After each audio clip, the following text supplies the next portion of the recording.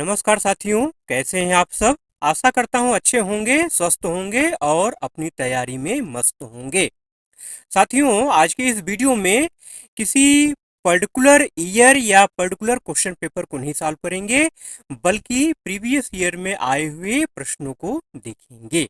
चलिए, ज्यादा समय न लेते हुए वीडियो को स्टार्ट करते हैं, क्लास को शुरू करते हैं। और बता दूं आपको कि आज की इस वीडियो में 50 प्लस क्वेश्चंस हैं। 50 प्लस क्वेश्चंस हैं जो आपको मेरे साथ लगाना है, करना है। ठीक है, चलिए प्रश्नों का सिलसिला शुरू करते हैं। पहले प्रश्न की बात करते हैं। लोथल बंदरगाह किस नदी के किनारे बसा हुआ था? तो इसका जो राइट आंसर है वो है ऑप्शन नंबर डी, भोगवा नदी। भोगवा नदी के किनारे जो है लोथल बंदरगाह बसा हुआ था। ठीक है, देखिए to the point question answer कराऊंगा जो है। ठीक है, सीधा सीधा मैं आपको आंसर बताता जाऊंगा, क्वेश्चन बताता जाऊंगा, डिटेल में आज नहीं जाएंगे। ठीक है, जिससे जल्दी से जल्दी क्लास कंप्लीट हो जाए। ठीक है, चलिए क्वेश्चन नंबर 2 देखते हैं।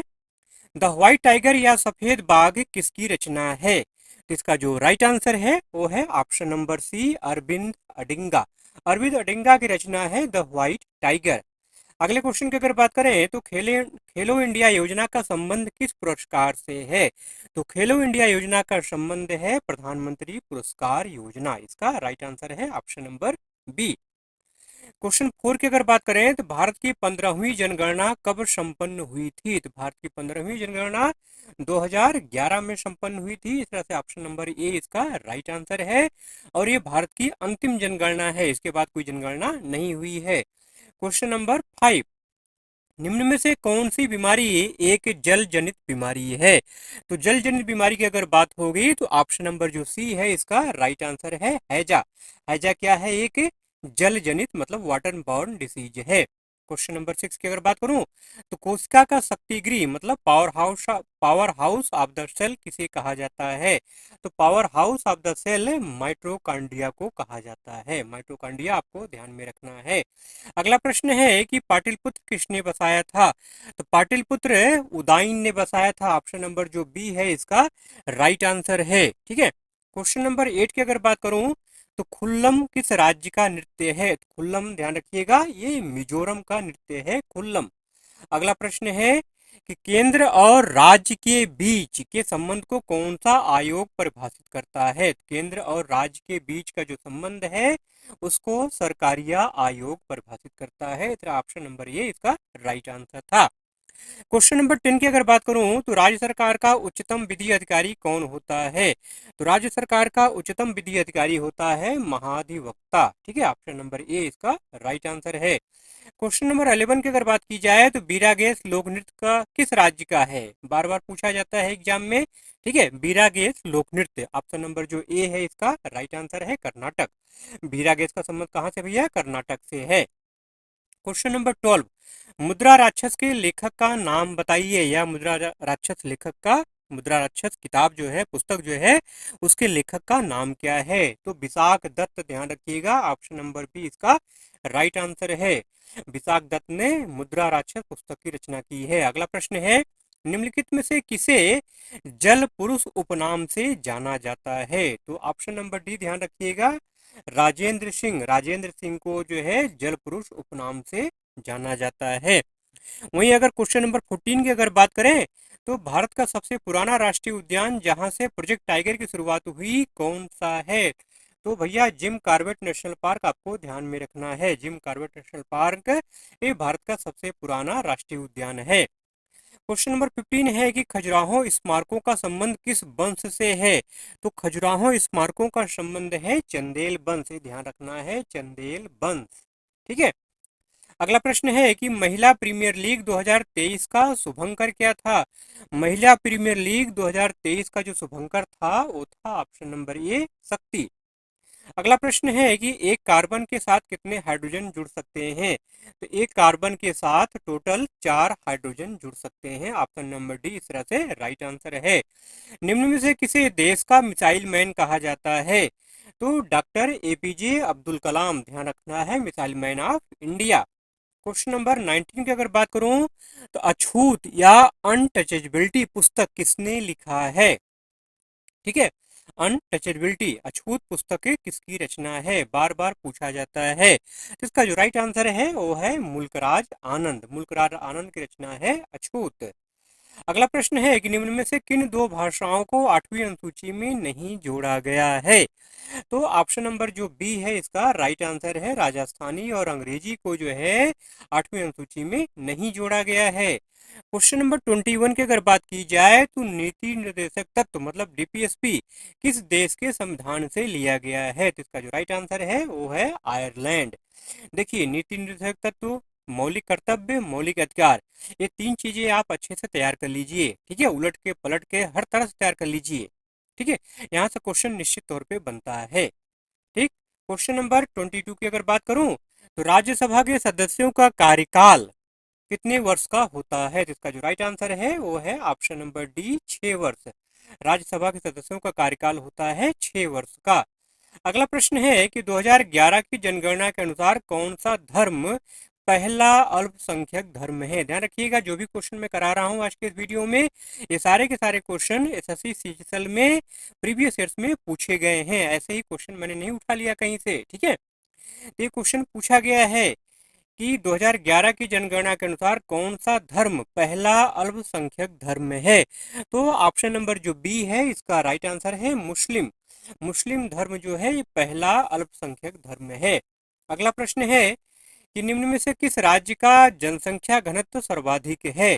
तो जनसंख्या घनत्व अगर बात करें जो है तो ऑप्शन नंबर जो ए है बिहार। बिहार का जो जनसंख्या घनत्व है इसका राइट आंसर है। क्वेश्चन नंबर 25 की अगर बात करें तो नागार्जुन सागर बांध किस नदी पर बना हुआ है। तो ऑप्शन नंबर जो ए है कृष्णा नदी। कृष्णा नदी पर जो है नागार्जुन सागर बांध बना हुआ है। अगला प्रश्न है कि निम्न में से कौन अकबर के नवरत्न का हिस्सा नहीं था। तो तुलसीदास ध्यान रखना है, मान सिंह, रहीम खान खाना, मुल्ला दो प्याजा, ये सभी जो है अकबर के नवरत्न के हिस्से थे, लेकिन तुलसीदास जो है अकबर के नवरत्न के हिस्से नहीं थे।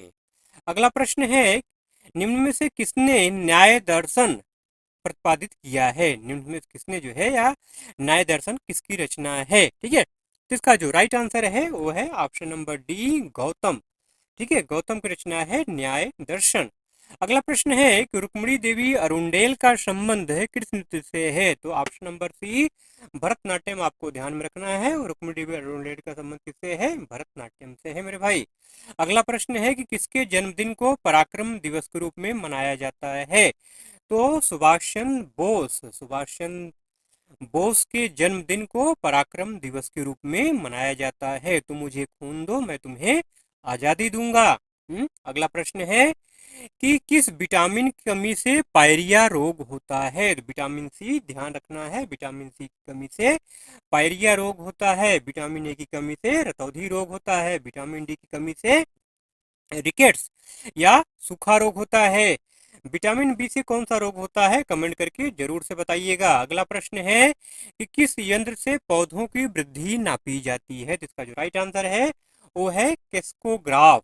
ठीक है, आप जरा कमेंट करके आप ये बताइएगा कि किस्कोग्राफ का आविष्कार किस वैज्ञानिक ने किया है। अगला प्रश्न है कि किस घाट की पहाड़ी को सह्याद्री रेंज कहा जाता है। किस घाट की पहाड़ी को सह्याद्री रेंज कहा जाता है। ध्यान रखेंगे मेरे भाई, पश्चिमी घाट, वेस्टर्न घाट, वेस्टर्न घाट की पहाड़ी को सह्याद्री रेंज कहा जाता है। क्वेश्चन नंबर 33 की अगर बात करें तो लिटिल मास्टर के उपनाम से किसे जाना जाता है। तो ध्यान रखिएगा सुनील गावस्कर। ऑप्शन नंबर जो सी है इसका राइट आंसर है। सुनील गावस्कर को लिटिल मास्टर उपनाम से जाना जाता है। सुनील गावस्कर और सचिन तेंदुलकर में कंफ्यूज मत हो जाइएगा मेरे भाई। अगला प्रश्न है कि नोबेल शांति पुरस्कार सर्वप्रथम किस भारतीय को प्रदान किया गया था। तो नोबेल शांति पुरस्कार की अगर बात होगी तो नाम आएगा मदर टेरेसा का। तो ऑप्शन नंबर बी इसका राइट आंसर है।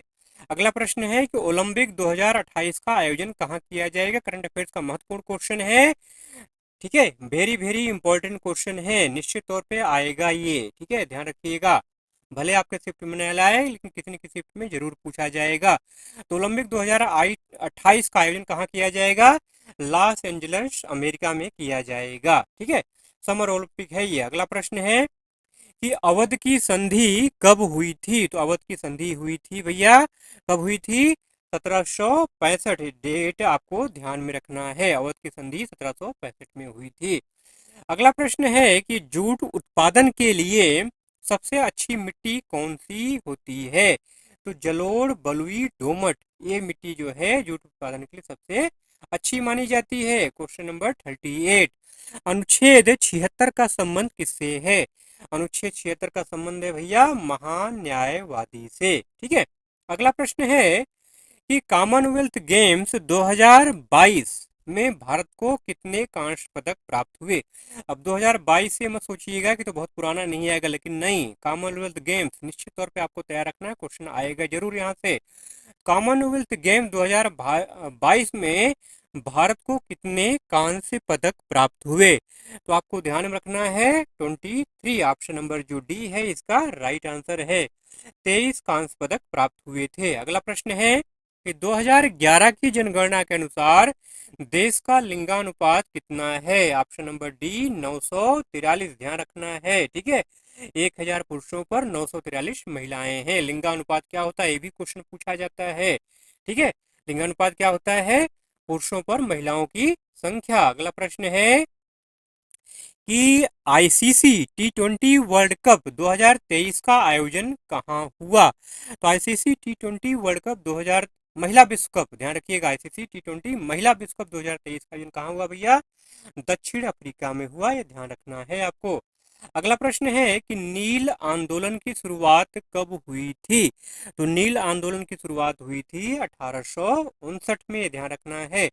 अगला प्रश्न है कि संविधान का अनुच्छेद 72 किससे संबंधित है। तो संविधान का जो अनुच्छेद 72 है ये राष्ट्रपति की क्षमादान शक्ति से संबंधित है। ठीक है। अगला प्रश्न है कि 1930 का भौतिकी का नोबेल पुरस्कार किस भारतीय वैज्ञानिक को प्रदान किया गया था।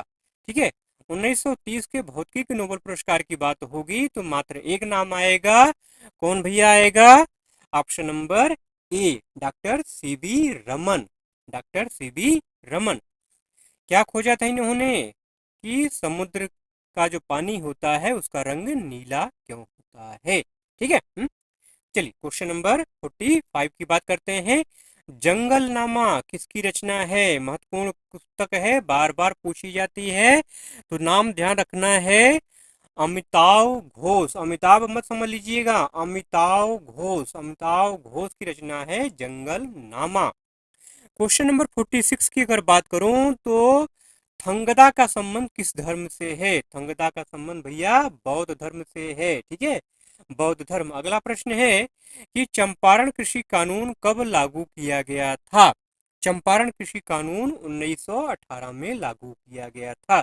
अक्सर एक क्वेश्चन आपसे पूछा जाता है कि महात्मा गांधी के द्वारा भारत में किया गया पहला सत्याग्रह कौन सा था। कमेंट करके बताइएगा जरूर से, इसी क्वेश्चन में इसका आंसर छुपा हुआ है। अगला प्रश्न है कि भारत के किस शहर को डायमंड सिटी के नाम से जाना जाता है। Diamond city of India.